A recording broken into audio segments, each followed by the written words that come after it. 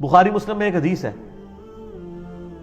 حضرت عمر سے زیادہ کوئی انٹیلیجنٹ بندہ تھا، لیکن دیکھیں ان کو بھی کہاں پہ غلطی لگی ہے۔ حضرت عمر فاروق رضی اللہ عنہ کو جب زخم لگا نا تو بیمار ہو گئے، یعنی بالکل اب قریب المرگ تھے۔ مشکات میں بھی آتا ہے، یہ حدیث آتی ہے۔ تو لوگ ان کے پاس رو رہے تھے کہ اب تو یہ نہیں بچیں گے۔ حضرت عمر نے کہا کہ تم رو مت، کیونکہ نبی علیہ السلام سے میں نے سنا ہے کہ میت کو اس پہ رونے والوں کی وجہ سے عذاب دیا جاتا ہے۔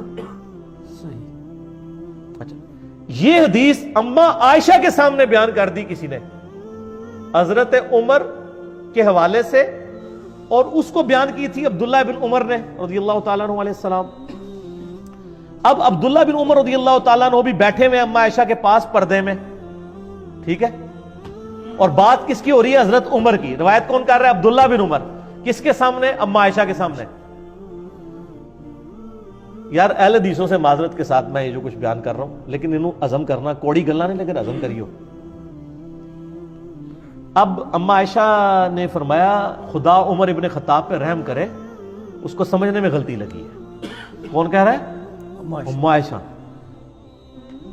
حضرت عمر اپنی وفات تک ایک حدیث کو غلط سمجھتے رہے، صرف ظاہری الفاظ کی وجہ سے۔ اما عائشہ نے کہا قرآن میں تو سورہ الزمر کے اندر آیت ہے وَلَا تَزِرُ وَازِرَةٌ وِزْرَ أُخْرَى، کوئی جان دوسری جان کا بوجھ نہیں اٹھا سکتی۔ تو عمر نے یہ کیسے سمجھ لیا کہ نبی علیہ السلام یہ فرما رہے ہیں کہ میت کے اوپر جو لوگ رو رہے ہوتے ہیں اس کی وجہ سے اس میت کو عذاب دیا جاتا ہے، اس کا کیا قصور ہے؟ سر لاجیکل ہے بات کہ نہیں؟ یہ لاجک حضرت عمر کو نہیں سمجھ آئی، عبداللہ بن عمر کو نہیں سمجھ آئی، دونوں فقیہ صحابہ ہیں، اور اما عائشہ ان کو سمجھ آ گئی کیونکہ انہوں نے قرآن سے استدلال کیا۔ لہٰذا میں بھی جب کہتا ہوں نا کہ حدیث کو قرآن پہ بھی پہلے پیش کیا کریں، کہ قرآن کی یہ جتنی تقدیر کے اوپر حدیثیں ہیں نا، میں نے ان کی تعویل کی ہے قرآن کی روشنی میں۔ اگر آپ تقدیر میں آپ جبریہ کا عقیدہ نہیں رکھ سکتے، قرآن نے واضح کہا ہے اِنَّا ہَدَيْنَاهُ السَّبِيلَ اِمَّا شَاكِرًا وَإِمَّا كَفُورًا، آپ کے پاس اختیار ہے، ٹھیک ہے کہ لمیٹڈ ہے لیکن اختیار تو ہے۔ اچھا، تو اما عائشہ نے فرمایا کہ نبی علیہ السلام کے کہنے کا مقصد یہ تھا، یہ آپ نے کافروں کے بارے میں بات کی تھی، کانٹیکسٹ بتا دیا، حضرت عمر کو بھی بتا، عبداللہ بن عمر کو، کافروں کے بارے میں بات کی تھی، اور اصل میں بات یہ کی تھی کہ کافر کی میت پہ لوگ رو رہے ہوتے ہیں، حالانکہ اس سے تو عذاب دیا جا رہا ہوتا ہے۔ یہ رو رو کے کہہ رہے ہوتے ہیں کتنا چنگا سی، کتنا زبردست سی، خیر خواہ سی، اگے جنت ہی چوئے گا۔ ظاہر کافر بھی تو اپنے حساب سے کوئی جنت سمجھتے ہیں نا، وہ رو رہے نوح کر رہے ہوتے ہیں، اس کی تعریف بیان کر رہے ہوتے ہیں، حالانکہ اس کو عذاب دیا جا رہا ہوتا ہے۔ تو یہ کافر کے بارے میں حضور نے کہا تھا، یہ نہیں کہا تھا کہ مومنین کے اوپر جو لوگ روتے ہیں تو اس رونے کی وجہ سے ان کو عذاب دیا جا رہا ہوتا ہے۔ دیکھ بات سمجھ آ گئی؟ اب یہ بات کی انجینئرنگ کی اما عائشہ نے، انجینئرنگ کی تو سمجھ آئی نا، ورنہ تو نہیں سمجھ آنی۔ حضرت عمر کو بھی نہیں سمجھ آئی، عبداللہ بن عمر کو بھی، اور پھر ساتھ ہی اما عائشہ نے ایک اور مثال بھی ڈال دی، بخاری مسلم دونوں میں۔ آپ نے فرمایا یہی حال ہے جو حضرت عمر نے دوسری بات بھی سمجھی ہے۔ اچھا، ہاں جی، کلیب بدر والی، کلیب بدر والا، جو بدر کے کنویں میں کافر ڈالے گئے تھے، نبی علیہ السلام نے ان سے خطاب کیا کہ بھئی تم نے جان لیا کہ نبی علیہ السلام تم سے، یعنی محمد رسول اللہ سچ کہتے تھے، یعنی اب تم عذاب میں پہنچ گئے ہو نا تو ہمیں۔ تو حضرت عمر نے وہاں پوچھا یا رسول اللہ علیہ وسلم یہ تو مردہ ہے، کیا مردے سنتے ہیں؟ تو آپ میں تم سے بہتر سنتے ہیں۔ اچھا، اب حضرت عائشہ نے کہا کہ یہ عمر کو بات سمجھ نہیں آئی۔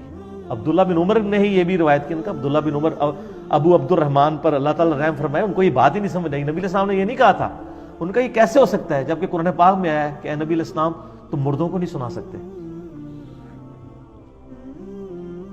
تو یہ کیسے ہو سکتا ہے کہ وہ سن رہے ہوں؟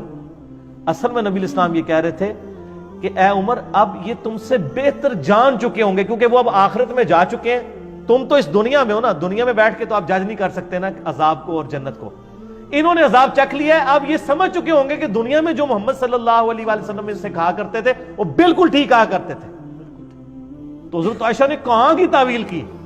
ان کا یہ یسمعون کا مطلب یہ ہے یعلمون، وہ جان چکے ہیں، یہ نہیں ہے کہ وہ فزیکلی سن رہے ہیں۔ ام عائشہ بھابی نہیں سن، ہاں دیکھو نا جی، یہ بات کر دیتے ہیں نا جی، وہابیوں والی باتیں ہیں، یہ فلاں فلاں ہے، آپ دیکھ لیں یہ دونوں بات۔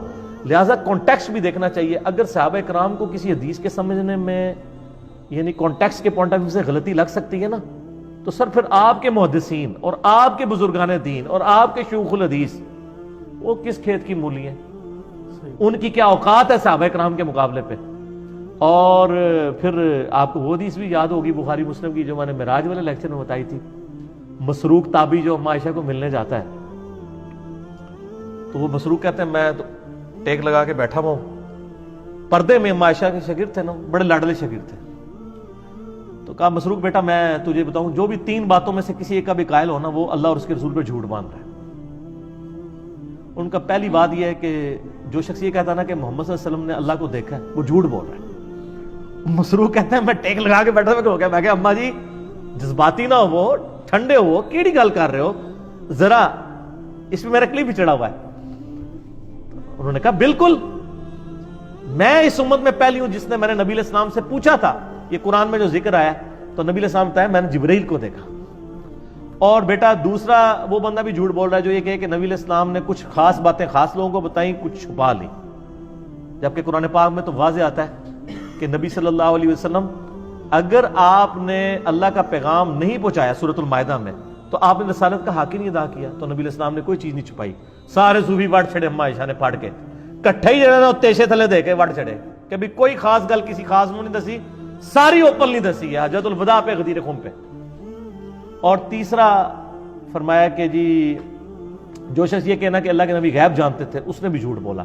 کیا تم قرآن نہیں پڑھتے ہو کہ 5 غیب کی کنجی ہیں جن کو اللہ کے علاوہ کوئی نہیں جانتا؟ اما عائشہ سے سیدھا قرآن تو شروع ہو گیا نا, قرآن دے ہوتے ہی سارے عقائد. اور ایون اما عائشہ حدیثوں کو بھی قرآن پہ پیش کرتی تھی. آپ دیکھیں یہ حدیثوں کو قرآن پہ پیش کیا.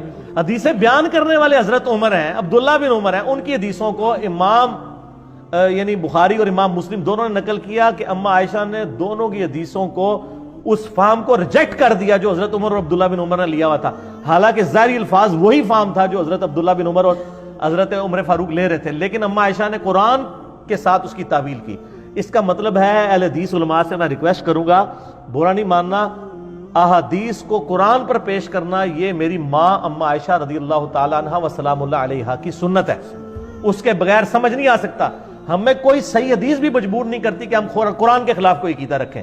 جعلی روایتیں تو صوفیاء کی چھوڑ دیں, قرآن کی تعویل نہیں کریں گے, حدیثوں کی تعویل کریں گے.